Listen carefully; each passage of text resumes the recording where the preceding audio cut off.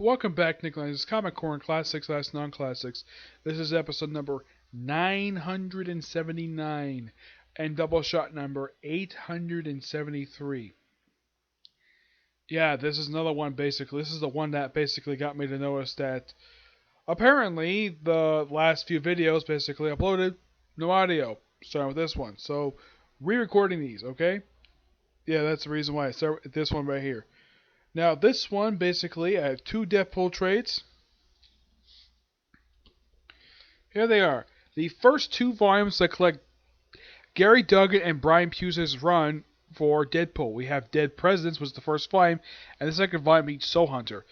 First, let's start off with the first volume, which collects the first 6 issues of this run, which is the first 6 issues, also the third volume for the series.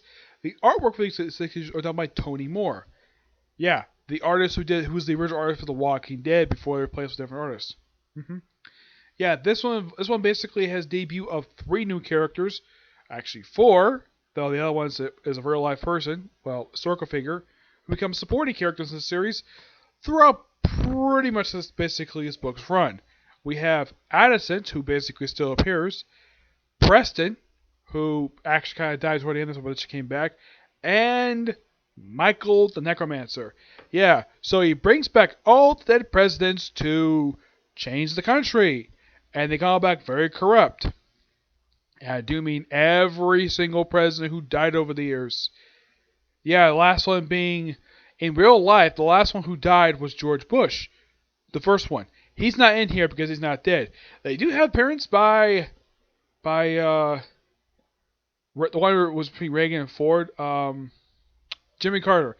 Yeah, Jimmy Carter appears in here. He's like, I'm not dead. Yeah, he really is not dead. He's still freaking alive. Even though Reagan's in here.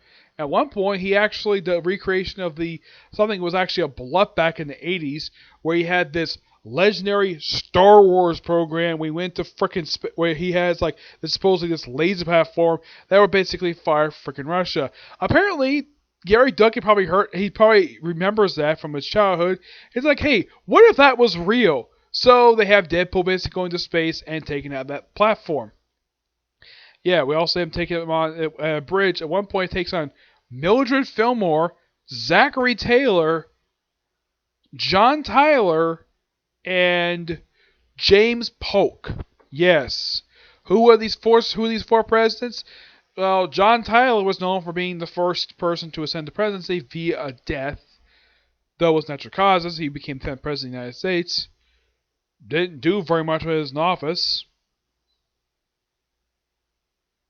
Yeah, I heard that he was called his accidency because he ascended via basically a natural death. Yeah, his predecessor, William Henry Henderson, the grandfather of another president, who actually doesn't appear in here surprisingly. Yeah, Benjamin, the Harrisons, the grandfather and grandson, do not appear in here at all, but pretty much mostly almost everyone else does. Andrew Jackson, one of the most popular presidents in U.S. history. He is seen from one panel, gets sliced by Deadpool. Yeah, and the first president he resurrected, Harry S. Truman. Yep, we also see FDR get resurrected too. And he gets eliminated pretty quickly, though Captain America tried to take out Harry Truman. But he got flack for it, so it's like, okay, why not send Deadpool after the presidents? Because after all, he's not American, so people can't chastise him for killing presidents. Yep. And of course, one point takes on Taft. Yes, Taft. And he makes a joke about a real life incident that happened when he was president, where he got stuck in a freaking bathtub. For some reason, I'm not sure why, but Tony Moore makes him a lot more overweight than he was in real life. And here's something really interesting though about Taft. After he finished up his term in office, after he lost his re-election bid, he lost a boatload of weight, and he became the first former president to become the Supreme Court Justice. Yep, he did. Is that brought up in here? Nope. Yeah. There's a funny thing, one of my personal favorite presidents, Teddy Roosevelt. Yeah, he pops up in here, and he's shooting animals in a zoo.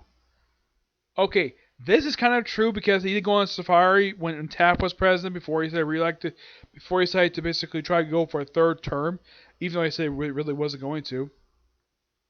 Yeah. The main villain in the storyline is George Washington, who's evil. Yep, and of course, Deadpool.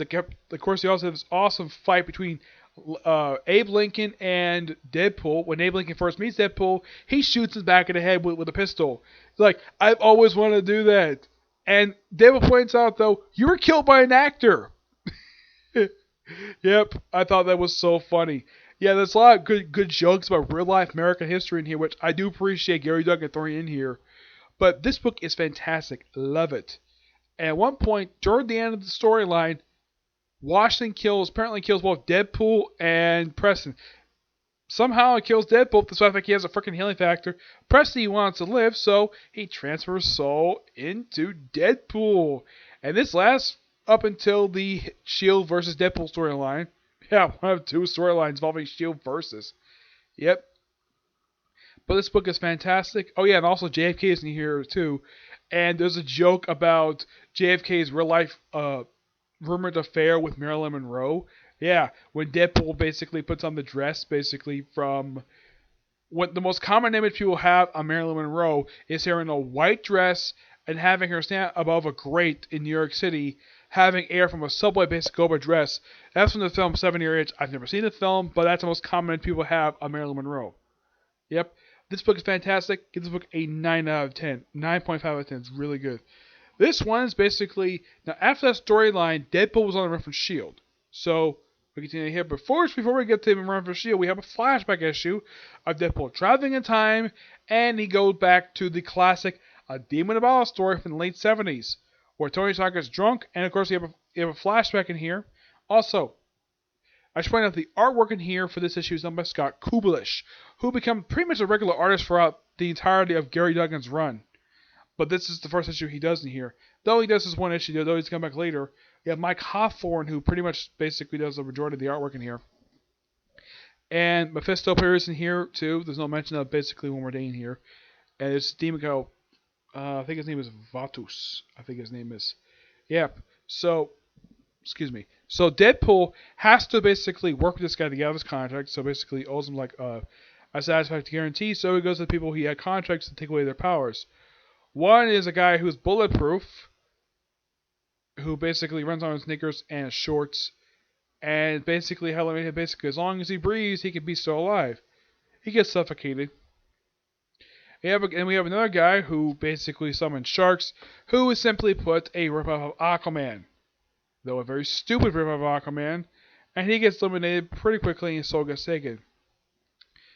And at one point, I forgot to mention though that Ben Franklin comes back here as a ghost, and in this book here, and there's a funny thing in here, I forgot to mention this, that he meets up with Doctor Strange in here, who basically is wearing his New Avengers, his outfit he wore during Hickman's New Avengers run, and he says, like, I still hate you, Ben Franklin, for what?